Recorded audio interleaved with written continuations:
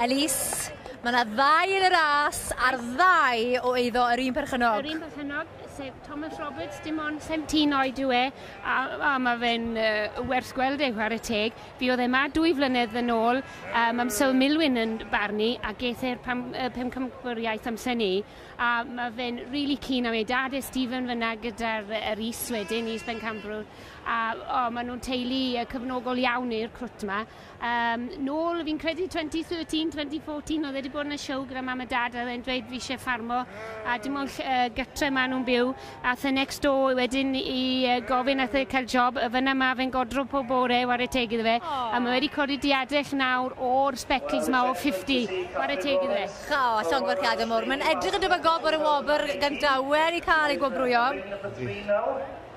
A yn edrych i fi, fe petai'r hen hwrdd fe? Yr hen hwrdd sy'n mynd amdani, swn i'n meddwl bod e'n mynd am yr hen hwrdd. Fi ddim yn siŵr eto, achos mae yna drafod, ond os e. Ond ar hyn o bryd, mae'n edrych yn debygol, mae'r hen hwrdd sydd wedi mynd ar bencampwriaeth, ond nhw'n i aros cyn o'n i yn gweud gormod. Da, chi'n iawn. Ond mae'n braf yn un Milwyn, y 2 o eiddo, yr un perchynog. Mae'n dangos bod nhw'n amlwg yn gwneud rhywbeth yn iawn. Adi, a mae beth oedd ifanc hefyd ydw fe. Pobl ifanc ydw fe. A mae'n beth da bod y tad mor gefnogol. Adi. A chi wedi cael y profiad o feirniadu fan hyn yn y gorffennol? 2 flynedd yn ôl. A fel mae'n digwydd, y fe'r un teulu not ennill? Ie, mi gath e'r siampion yn yr ron ydi, ar hesbref blwydd. Oedd honno wedi tynnu at y llygad i ar y llygad cyntaf i mewn i'r ring. Oedd hi'n dafod sweet iawn war y teg, oedd hi'n heiddi ennill y drwno ni. A dim ond yn y hydre cynni oedd wedi prynu wy'n mynwed, wedi dewis 2 ddod yn nhw, 2 hesben flwydd, a mi gipiodd e'r diwrnod yn dod e. So oedd e bown o fod yn teimlad wych yn dod e i'r crwt ifanc. A llongyfarchiadau iawn iddo fe a'r teulu.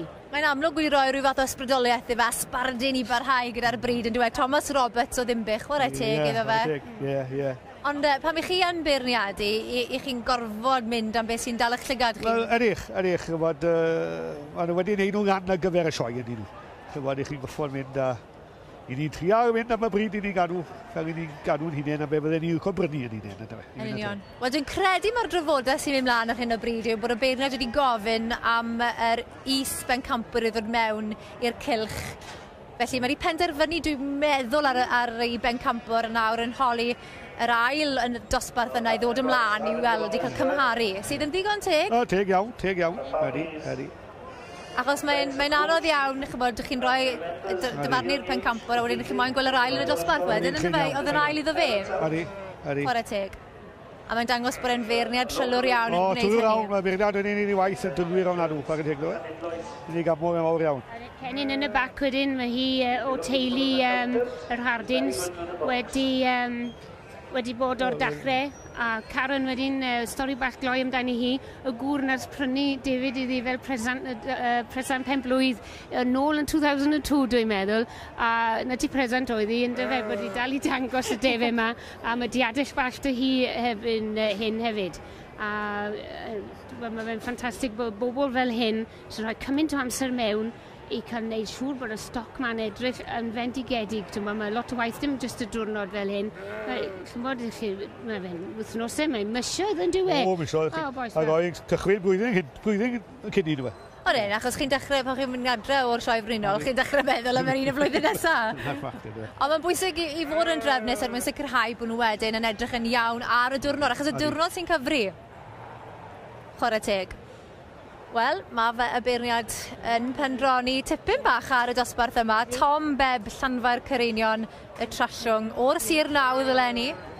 A mae'n cael tipyn o fraint i feirniadu. Oedd e'n gweud bod y wellt fe fod ar faes Trialon Cwn Defaid. Mae'n gweud ein nefyd, oedd. Nes i siarad am y gynnau wedodd e. Wel, dyna ni. Fi'n credu bod e'n rhoi nod i'r stiwardiaid. Mae'n wedi wneud i. A nawr mae'n cydio yn yr Ibanau. A dwi'n meddwl nawr bod e'n mynd i wobrwyo i Bencampwr yn gyntaf. A mae'n edrych yn debygol. Am yr hwrdd. Yr hen hwrdd. Gwyd, llongyfarchiadau mawr fe. Ie, o eiddo Thomas Roberts o Ddimbych. Diolch yn galon i chi'ch dau. Chwarae teg, yr hen hwrdd yn mynd â hi yn nosbarth y Defaid Penfrith Bryniau Cymru. A'r beirniad Tom Bebb yn cyflwyno'r gwobrwyo nawr.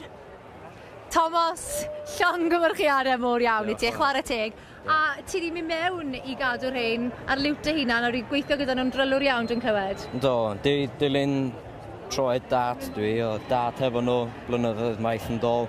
Wedyn, o'n i eisiau mynd yn dol fewn, eisiau cadw defed, cos o'n i'n ffarmio, gweithio ar ffarm odro, wedyn o'n i'n meddwl, waith ni gael rhywbeth I wneud ar weekends.